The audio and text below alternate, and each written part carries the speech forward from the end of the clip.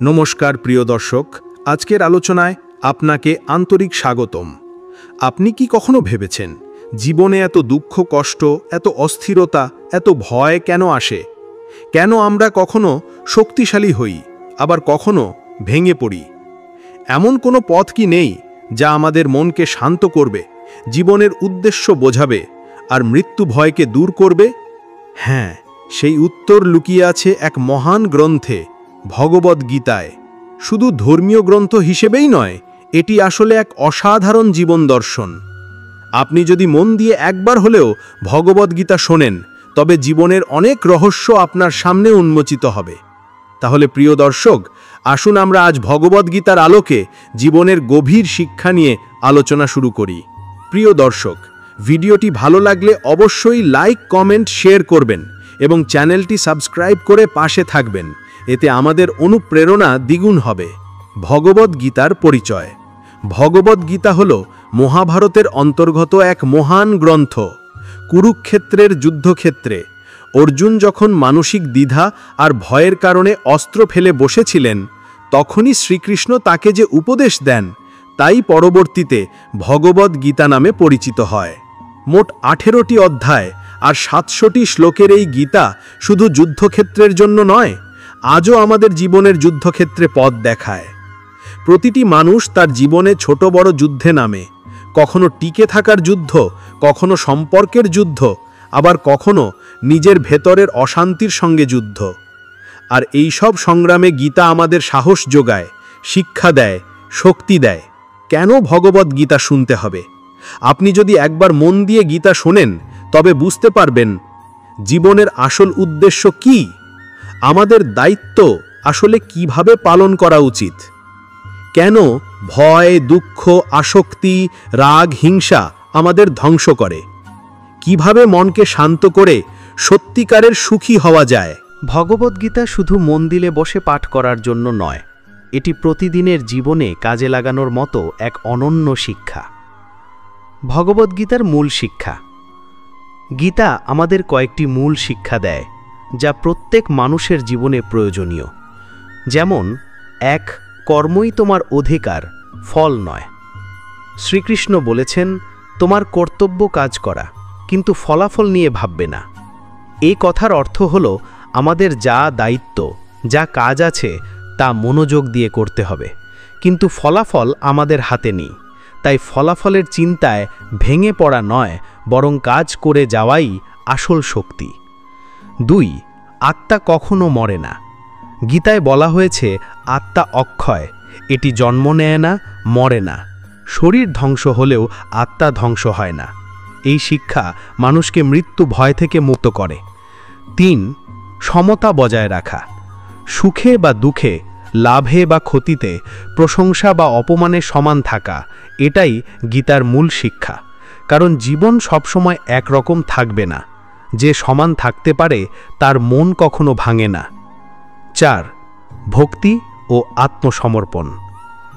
জীবনে যতই শক্তিশালী হই না কেন, শেষমেশ আমাদের সৃষ্টিকর্তার প্রতি আত্মসমর্পণ করতেই হয়। গীতায় শ্রীকৃষ্ণ বলেছেন, তুমি কেবল আমার শরণ নাও, আমি তোমাকে মুক্তি দেব। ভগবদ্গীতা আমাদের জীবনে কিভাবে কাজে লাগে?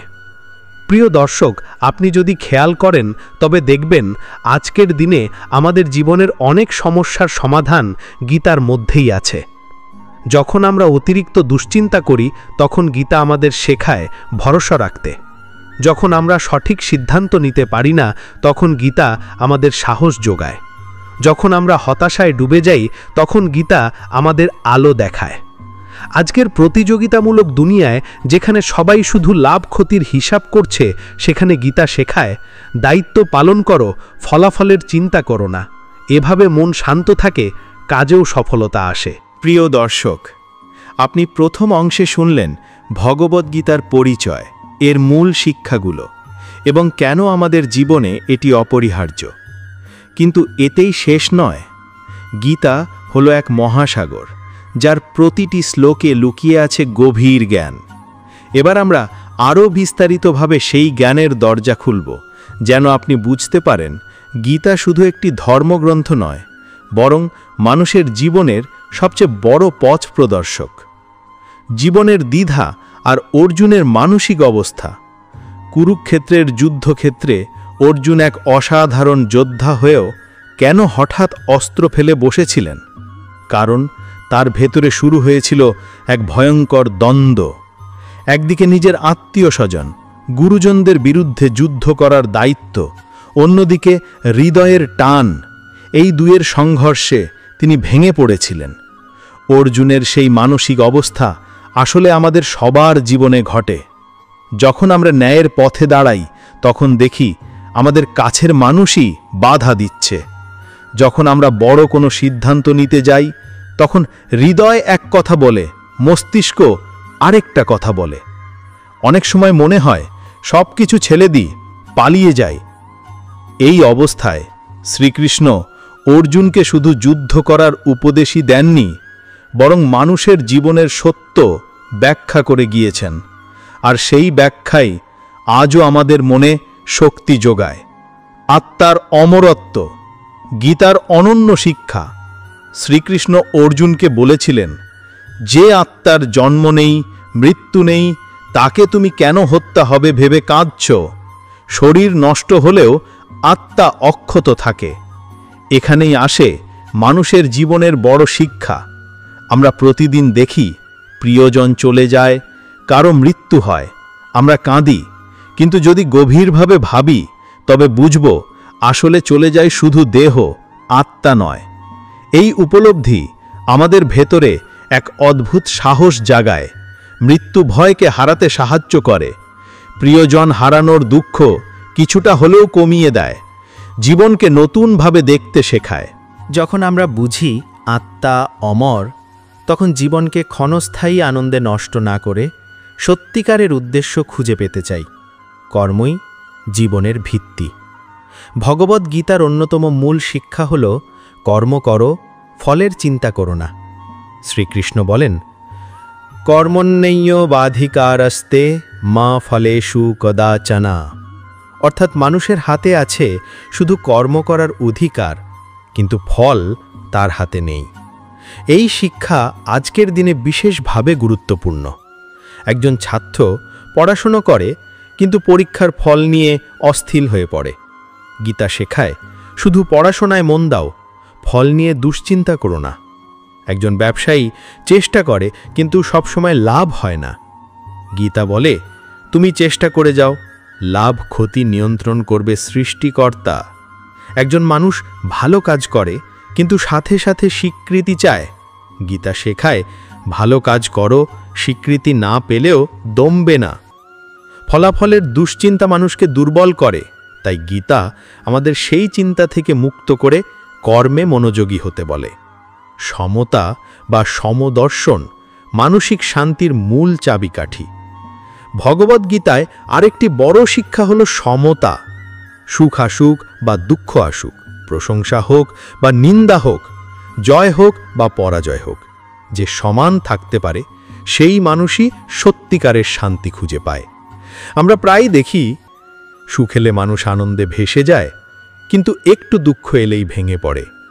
প্রশংসা পেলে খুশি হয়, কিন্তু সামান্য সমালোচনা পেলে রাগে দুঃখে কষ্ট পায়। কিন্তু জীবন তো সবসময় একরকম থাকবে না, কখনো আলো, কখনো অন্ধকার। যদি আমরা সমভাবে নিতে শিখি তবে মানসিক শান্তি কখনো নষ্ট হবে না। ভক্তি আত্মসমর্পণের শক্তি। শ্রীকৃষ্ণ শেষমেশ অর্জুনকে বলেছিলেন, সব দায়িত্ব, সব চিন্তা, সব ভয় আমাকে সমর্পণ করো, আমি তোমাকে মুক্তি দেব। এই আত্মসমর্পণ মানে দুর্বল হওয়া নয়, বরং এটিই আসল শক্তি। মানুষ যতই শক্তিশালী হোক, তার ক্ষমতা সীমিত। জীবনের প্রতিটি ক্ষেত্রে নিয়ন্ত্রণ তার হাতে নেই। তাই ভক্তির মাধ্যমে সৃষ্টিকর্তার কাছে আত্মসমর্পণ করলে মন হালকা হয়, ভয় কমে যায়, শান্তি আসে। আজকের যুগে আমরা প্রতিদিন হাজারো চিন্তায় জর্জরিত। যদি সত্যিই ভক্তির সাথে আত্মসমর্পণ করতে পারি তবে ভেতরের অস্থিরতা অনেক কমে যাবে। গীতার শিক্ষা আধুনিক জীবনে প্রয়োগ। প্রিয় দর্শক, হয়তো আপনার মনে প্রশ্ন জাগছে, এগুলো সবই শুনতে ভালো, কিন্তু আজকের আধুনিক জীবনে গীতা কিভাবে কাজে লাগবে? চলুন কিছু বাস্তব উদাহরণ দেখি। 1. চাকরির প্রতিযোগিতা। আজকের দিনে সবাই চাকরি নিয়ে চিন্তিত। আবেদন, পরীক্ষা, ইন্টারভিউ সব মিলিয়ে প্রচণ্ড চাপ। গীতা বলে, তুমি শুধু প্রস্তুতি নাও, মনোযোগ দিয়ে চেষ্টা করো, ফলাফল নিয়ে দুশ্চিন্তা করো না। এভাবে চাপ কমে যাবে, আত্মবিশ্বাস বাড়বে। 2. ব্যবসায় ওঠানামা। একজন ব্যবসায়ী অনেক সময় ক্ষতির মুখে পড়েন, তখন হতাশ হয়ে সব ছেড়ে দিতে চান। গীতা শেখায়, তুমি চেষ্টা চালিয়ে যাও, ক্ষতি হলে হতাশ হইও না, লাভ হলে অহংকারী হইও না। 3. সম্পর্কের জটিলতা। মানুষের জীবনে সম্পর্কই সবচেয়ে বড় চ্যালেঞ্জ। হিংসা, রাগ, অবিশ্বাস সবই সম্পর্ক ভেঙে দেয়। গীতা বলে, সমতা বজায় রাখো, রাগ দেশ ছেড়ে দাও, তাহলে সম্পর্কও মজবুত হবে। 4. মানসিক অশান্তি। আজকের দুনিয়ায় অনেকেই হতাশা আর দুশ্চিন্তায় ভোগে। গীতা শেখায়, তুমি দায়িত্ব পালন করো, বাকিটা সৃষ্টিকর্তার হাতে ছেড়ে দাও, এতে ভেতরের অশান্তি কমে যাবে। গীতার আলো সত্যিকারের সুখের পথে। সুখ মানে শুধু টাকা নয়, নাম নয়, খ্যাতি নয়, এগুলো ক্ষণস্থায়ী, আজ আছে কাল নেই। গীতা শেখায়, সুখ হলো ভেতরের শান্তি। যে মানুষ নিজের দায়িত্ব পালন করে, ফলাফলের চিন্তায় ভোগে না, সে সুখী।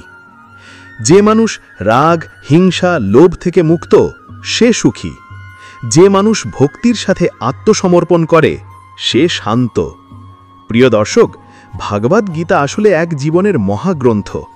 এটি শুধু ধর্ম নয়, এটি দর্শন। শুধু বিশ্বাস নয়, এটি জীবন বিজ্ঞান। একবার মন দিয়ে গীতা শুনলে আপনার ভেতরে বদল আসবেই। তাহলে আসুন আমরা আজ থেকে প্রতিজ্ঞা করি, জীবনে যত সমস্যা আসুক, গীতার শিক্ষা মেনে চলব, কর্মে মন দেব, ফলাফলের দুশ্চিন্তা ছেড়ে দেব, সমতা বজায় রাখব, ভক্তির পথে এগোব। তখনই আমরা সত্যিকারের শান্তি পাব।